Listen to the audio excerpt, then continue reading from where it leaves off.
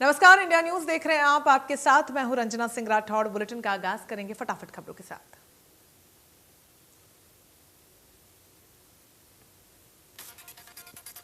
नीति आयोग के एडवाइजर के साथ हरियाणा के अधिकारियों की बैठक हुई। बैठक को लेकर सीएम ने बताया कि 2015 में विकास के 17 टारगेट तय किए गए थे, जिसकी समय समय पर समीक्षा की जाती है।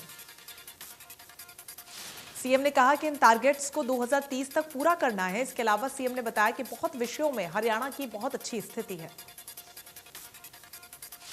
सीएम ने कहा कि साल 2020 और 21 में सबसे तेज गति से बढ़ने वाले राज्यों में हरियाणा को 10 पॉइंट्स का जंप मिला है, जो किसी भी राज्य का नहीं है। सीएम मनोहर लाल ने बीजेपी के ओबीसी मोर्चा के प्रदेश कार्य समिति के सदस्यों के साथ संवाद किया। इस दौरान सीएम ने कहा कि गरीब परिवारों का आर्थिक उत्थान हमारी प्राथमिकता। सीएम ने कहा कि हर कार्यकर्ता वास्तविक गरीब परिवारों की पहचान करे, ताकि किसी भी वजह से सामाजिक और आर्थिक रूप से पिछड़े लोगों का उत्थान हो। सीएम ने कार्यकर्ताओं से इस सर्वे में सकारात्मक सहयोग करने की अपील की। मुख्यमंत्री ने कहा कि पिछड़ा वर्ग का समाज कुशल कारीगर का है। उन्होंने कहा कि हरियाणा सरकार ने पहले ही कौशल विकास के लिए विश्वविद्यालय की स्थापना की हुई है। पंचकुला में मंगलवार को हरियाणा विधानसभा स्पीकर ज्ञानचंद गुप्ता ने mother and child care department की बिल्डिंग का भूमि पूजन किया। ज्ञानचंद गुप्ता ने कहा कि पंचकुला जनरल अस्पताल परिसर के अंदर बनने वाले 200 बेड के mother and child care department की बिल्डिंग जल्द बनकर तैयार हो जाएगी। इसके लिए अधिकारियों को आदेश दिए जा चुके हैं। दिल्ली में हरियाणा बीजेपी प्रदेश अध्यक्ष ओपी धनखड़ और प्रदेश प्रभारी विनोद तावड़े से गोविंद कांडा ने की मुलाकात। बैठक में सिरसा से सांसद सुनील दुग्गर भी रहे मौजूद। एलानाबाद से गोविंद कांडा हो सकते हैं बीजेपी के उम्मीदवार। दिल्ली के लिए बीजेपी नेताओं को दिया आवेदन। हिसार विधायक कमल गुप्ता ने प्रेस कॉन्फ्रेंस की। कहा, हिसार में उन पर हमला किया गया। करीब 50 लोगों ने उन्हें बंधक बनाया। विधायक कमल गुप्ता ने कहा कि हमलावरों ने उनका कुर्ता फाड़ दिया है। बातचीत के लिए बुलाया तो अभद्रता की। ऐसे लोग किसान नहीं, हुड़दंगी है। कमल गुप्ता ने कहा कि हम किसानों के लिए कई योजनाएं लाए हैं, बिना नुकसान किए भी बात रख सकते हैं। कृषि कानून सही या फिर गलत, यह अलग विषय है। हरियाणा सरकार ने प्रदेश के अलग अलग जिलों में डीसी रेट में संशोधन किया। जिलों की कैटेगरी के मुताबिक कर्मचारियों के मानदेय तय किए गए। कैटेगरी ए में जिला गुरुग्राम, फरीदाबाद, पंचकुला और सोनीपत। कैटेगरी बी में पानीपत, झज्जर, पलवल, करनाल समेत 13 जिले और कैटेगरी सी में महेंद्रगढ़, फतेहाबाद, सिरसा, नूंह और चरखी दादरी शामिल किए गए। मानदेय में सालाना 5% की वृद्धि की अनुमति होती है। मुख्य सचिव के नेतृत्व में प्रशासन सभी कैटेगरी और जिलों के डीसी रेट का निर्धारण करेगा। प्रदेश की मंडियों में फसलों की खरीद एमएसपी पर शुरू हो गई है। किसान फसल लेकर मंडियों में पहुंच रहे हैं। मेरी फसल मेरा ब्यौरा के तहत रजिस्ट्रेशन करवाकर किसान फसल बेच पा रहे हैं। कुरुक्षेत्र की पीपली अनाज मंडी में बरसात में किसानों का धान भीग गया, जिससे किसानों का नुकसान हो गया। किसानों ने कहा कि नुकसान की भरपाई कौन करेगा। किसानों की धान की फसल खरीद नहीं होने के चलते खुले आसमान के नीचे पड़ी है और तिरपाल से ढकी होने के बावजूद उसमें काफी फसल बरसाती पानी की वजह से बिगड़ गई है। टोहाना में समैन गांव में ग्रामीणों ने नेशनल हाईवे 148 भी हिसार रोड पर जाम लगा दिया। बारिश से खराब फसलों की गिरदावरी न होने से ग्रामीण परेशान।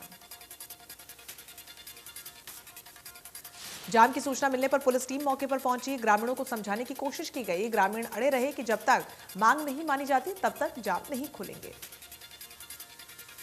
सिरसा में गुलाबी सुंडी से खराब फसलों के मुआवजे की मांग को लेकर भारतीय किसान एकता के नेतृत्व में किसानों ने लघु सचिवालय में धरना दिया। रनाला रोड स्थित लघु सचिवालय में किसानों ने सरकार व प्रशासन के खिलाफ नारेबाजी की। सुरक्षा कर्मियों ने किसानों को 2 घंटे से मुख्य द्वार से बाहर ही रोके रखा। किसान सुरक्षा घेरे को तोड़कर लघु सचिवालय के भीतर प्रवेश कर गए। उपायुक्त कार्यालय के समक्ष धरना प्रदर्शन किया।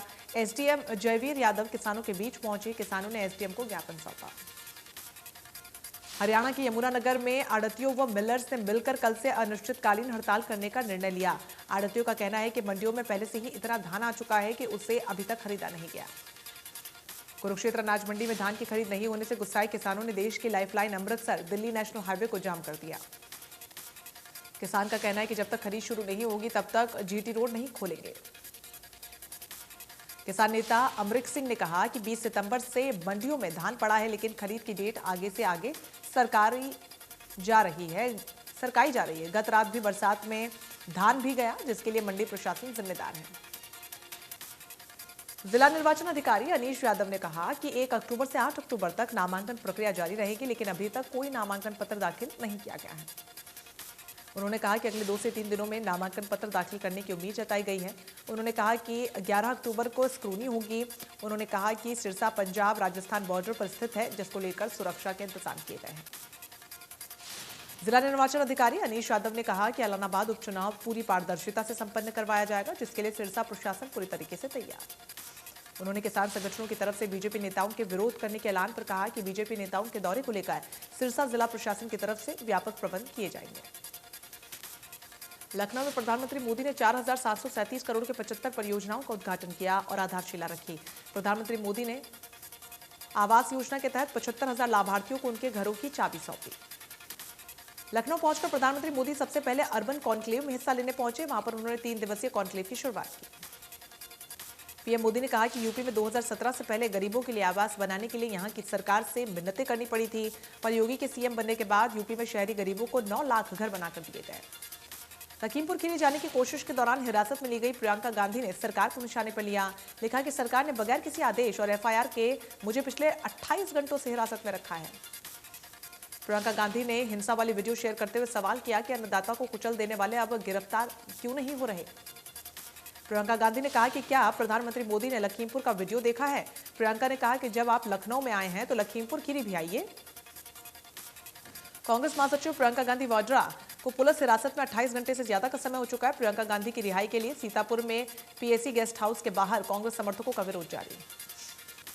प्रियंका गांधी की हिरासत में होने पर कांग्रेस नेता राहुल गांधी ने ट्वीट कर लिखा कि जिसे हिरासत में रखा है वो डरती नहीं है, सच्ची कांग्रेसी है, हार नहीं मानेगी, सत्याग्रह रुकेगा नहीं।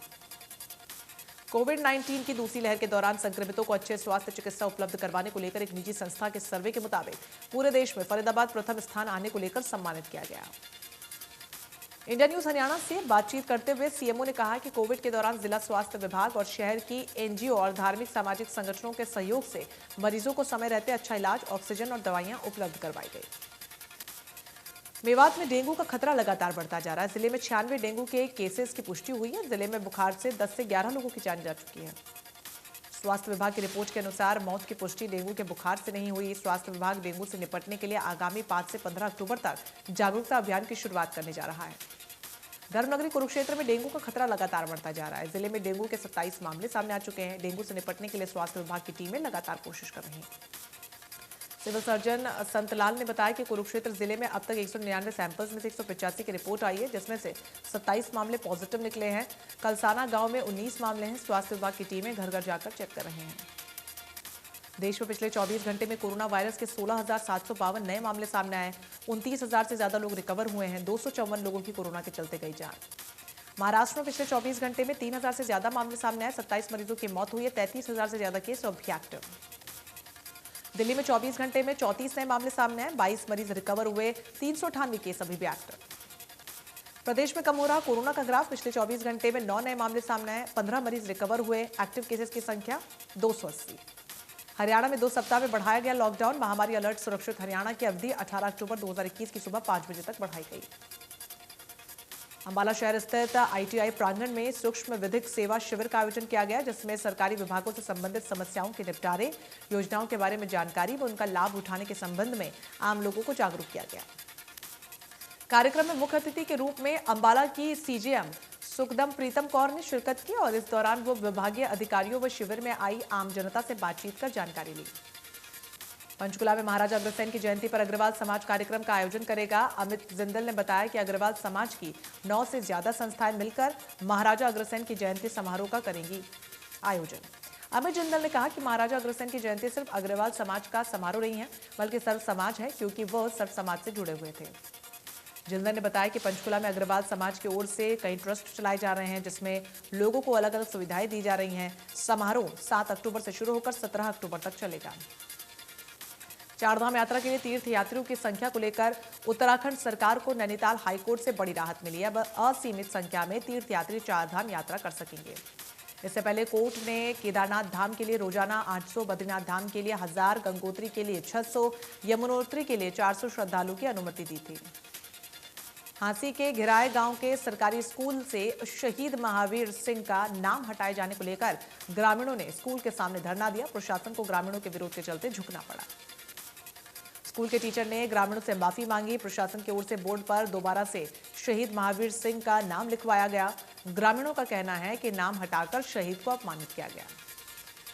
फरीदाबाद में टाटा पावर कंपनी नौकरी दिलाने के नाम पर ठगी करने वाले आरोपियों को साइबर क्राइम पुलिस ने गिरफ्तार किया।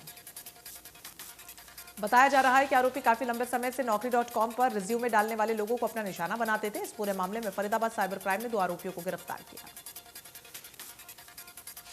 पुलिस ने आरोपियों से 8 मोबाइल फोन और 1 लैपटॉप और लगभग 33,000 रुपए बरामद किए हैं। डीसीपी क्राइम जयवीर राठी ने बताया कि फरीदाबाद में भी इन आरोपियों ने एक व्यक्ति को झांसा देकर लगभग 1,35,000 से ज्यादा रुपए हड़पे। आरोपी काफी लोगों को अपना निशाना बना चुके हैं। फरीदाबाद में सोशल मीडिया पर अकाउंट होल्डर से अकाउंट को वेरीफाई कराने के नाम पर पैसे की ठगी करने का मामला सामने आया। हैकर्स उन अकाउंट पर नजर रख रहे हैं जिनके फॉलोअर्स ज्यादा हैं लेकिन अकाउंट वेरीफाई नहीं है। जहां पर महिला मेकअप आर्टिस्ट के इंस्टाग्राम अकाउंट को वेरीफाई करने के नाम पर हैक कर लिया गया। महिला से हैकर्स ने आईडी और पासवर्ड वापस देने के नाम पर 14,000 की ठगी की। महिला से पैसे लेने के बाद भी जब इंस्टाग्राम का अकाउंट महिला को यूजर नेम और पासवर्ड सहित वापस नहीं किया गया तो महिला ने इसकी शिकायत फरीदाबाद साइबर थाना पुलिस में की। पलवल में नवविवाहित महिला की मौत का मामला सामने आया। दहेज को लेकर महिला को फांसी लगाकर मौत के घाट उतार दिया गया। मृतक महिला के परिवार वालों ने दहेज को लेकर ससुराल पक्ष पर हत्या का आरोप लगाया। पुलिस ने मृतक महिला के हरियाणा कंप्यूटर प्रोफेशनल संघ ने अपनी मांगों को लेकर हड़ताल की। कंप्यूटर प्रोफेशनल्स की हड़ताल के चलते फतेहाबाद के लघु सचिवालय में कंप्यूटर से जुड़े कामकाज ठप रहे। कामकाज ठप होने से लोगों को काफी परेशानी हुई। लोग काम के लिए चक्कर काटते हुए नजर आए। टीचर्स की ट्रांसफर पॉलिसी के खिलाफ फरीदाबाद में प्राथमिक संघ ने लघु सचिवालय पर प्रदर्शन किया। इंटर डिस्ट्रिक्ट ट्रांसफर पॉलिसी लागू करने से सरकार की मांग। प्राथमिक संघ के लोगों का कहना है कि जेबीटी टीचर दूर जिलों में कार्यरत है। रानिया में गर्ल्स कॉलेज की छात्राओं ने नए भवन में कक्षाएं लगाने को लेकर दूसरे दिन प्रदर्शन किया। शहर में रोष मार्च निकालकर प्रशासन का पुतला जलाया। छात्राओं का कहना है कि तहसीलदार ने उन्हें जल्द नए भवन में क्लास लगाने का भरोसा दिया था। हरियाणा में ड्रग्स का कारोबार करने वालों पर नकेल कसने के लिए नारकोटिक्स विभाग ने मुख्य राजमार्गों पर बने होटलों, ढाबों और ट्रकों की तलाशी के लिए अभियान चलाया। तलाशी अभियान के लिए विभाग ने डॉग स्क्वाड टीम गठित की है जो ढाबों, होटलों और ट्रकों की तलाशी कर रही है। प्रतला में सीकरी प्याला रोड पर ऑयल टैंकर में आग लगने से बड़ा हादसा हो गया। टैंकर पर काम करने वाले 3 लोग आग में बुरी तरीके से झुलस गए। बताया जा रहा है कि टैंकर में बचे तेल में आग लग जाने से दुर्घटना हुई। घटना के बाद आग से झुलसे लोगों को बल्लभगढ़ के सिविल अस्पताल लाया गया। हांसी में फ्लिपकार्ट से ऑर्डर किए गए सामान को देने गए डिलीवरी बॉय पर 3 युवकों ने चाकू से हमला कर दिया। हमले में डिलीवरी बॉय गंभीर रूप से जख्मी हो गया। घायल युवक को इलाज के लिए हांसी के सरकारी अस्पताल में भर्ती करवाया गया। गुरुग्राम के राजेंद्र पार्क हत्याकांड मामले में आरोपी फौजी ने भोंडसी जेल में आत्महत्या कर ली। 24 अगस्त को आरोपी ने अपनी बहू समेत 4 किराएदारों को मौत के घाट उतार दिया था। थाने में आकर सरेंडर कर दिया था। बल्लभगढ़ में महिला को उसी के पति की तरफ से जहरीला पदार्थ खिलाने का मामला सामने आया। गंभीर हालत में महिला को निजी अस्पताल में कराया गया भर्ती।